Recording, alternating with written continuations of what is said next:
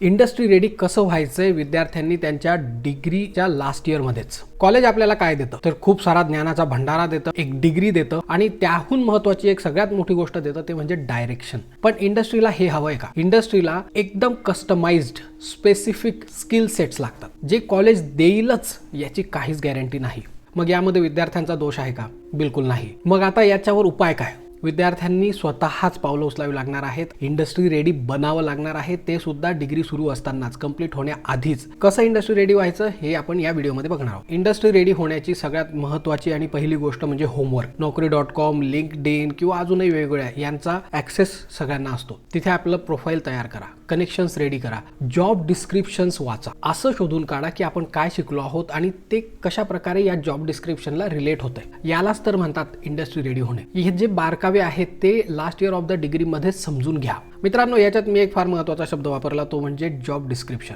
एक की असते ती तुमच्यासाठी, मास्टर की. त्या प्रकारे स्वतःला बोलण्याची, स्वतःला मांडण्याची इंटरव्ह्यूमध्ये, जरी तुम्ही फ्रेशर असलात तरी त्याची तयारी करा. फक्त कॉलेजच्या प्लेसमेंट ड्राईव्हवर डिपेंड राहू नका. बऱ्याच ठिकाणी आपण बघितलंय की जस्ट डिग्री घेऊन विद्यार्थी पासआउट होतात आणि त्यांच्याकडे कॅम्पस प्लेसमेंटचा क पण नसतो. लास्ट इयर पासूनच नेटवर्किंग सुरू करा, कॉन्टॅक्ट्स वाढवा, सिनियर्सशी बोला आणि जास्तीत जास्त स्वतःहून इंटरव्ह्यू, प्लेसमेंट या गोष्टींसाठी प्रयत्न करा. मित्रांनो, तिसरा सगळ्यात महत्त्वाचा मुद्दा, कम्युनिकेशन स्किल्स. तसे तर सॉफ्ट स्किल्स बरेचसे आहेत जे तुम्हाला इंडस्ट्री रेडी खऱ्या अर्थाने बनवतात, पण त्यामधला सगळ्यात महत्त्वाचा जो मला वाटतो तो म्हणजे कम्युनिकेशन स्किल्स. कम्युनिकेशन स्किल म्हणजे फक्त लँग्वेज नाही. इंग्लिशमध्ये फ्लुएंटली बोलता येणे म्हणजे फक्त कम्युनिकेशन स्किल्स असं नाही. कम्युनिकेशन स्किल हे तुमचं स्किल तुम्हाला इंटरव्ह्यूमध्ये मांडता आलं पाहिजे. याला म्हणतात इंडस्ट्री रेडी होणे. एक साधं उदाहरण सांगतो.